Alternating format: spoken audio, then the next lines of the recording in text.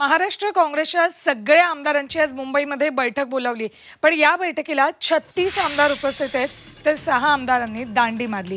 वेगवेगळी कारणं देत काँग्रेसचे आमदार विधिमंडळातल्या बैठकीला अनुपस्थित आहेत। संग्राम थोपटे, मोहनराव हंबर्डे, अमित देशमुख, केसी पाडवी, विश्वजित देशमुख, अमित देशमुख, जितेश अंतापूरकर असे आमदार बैठकीला गैरहजर आहेत। मात्र हे सर्व आमदार परवानगी घेऊनच गैरहजर राहिल्याचा दावा प्रदेशाध्यक्ष पटोलेंनी केला।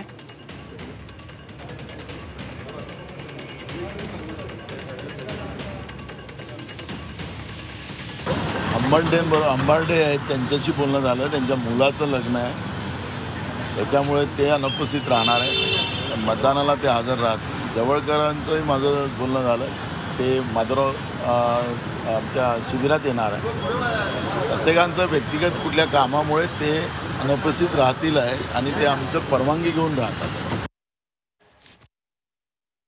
आमचे प्रतिनिधी सागर कुलकर्णी यांच्याकडे।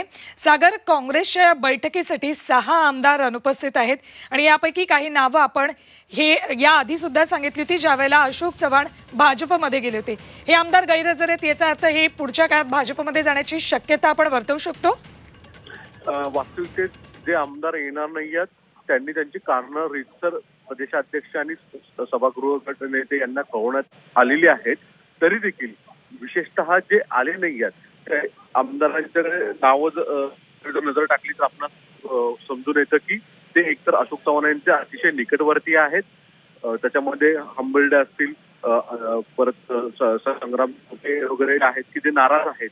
अशा परिस्थितीमध्ये सुभा खोडके हे राष्ट्रवादीमध्ये असणारे जे संजय खोडके आहेत त्यांच्या पत्नी आहेत आणि ते सुद्धा राष्ट्रवादी अजित पवार गटामध्ये भविष्यात जाण्याची ठीक आहे अशी एक चर्चा सुरू आहे। अशा परिस्थितीमध्ये रीतसर कारणं जरी दिली असली तरी कुठे ना कुठेतरी व्यक्तिगत कारणाच्या पलीकडे राजकीय संबंध अशोक चव्हाण असतील किंवा पुढचे महायुतीचे इतर नेत्यांचे संबंध असतील हे कुठे ना कुठेतरी फायदे अशी गणित घेण्याची शक्यता। सागर, तुमचा आवाज आमच्यापर्यंत नीट येत नाहीये। पुन्हा एकदा तुमच्याशी संपर्क साधू। तुर्तास धन्यवाद संपूर्ण माहितीसाठी।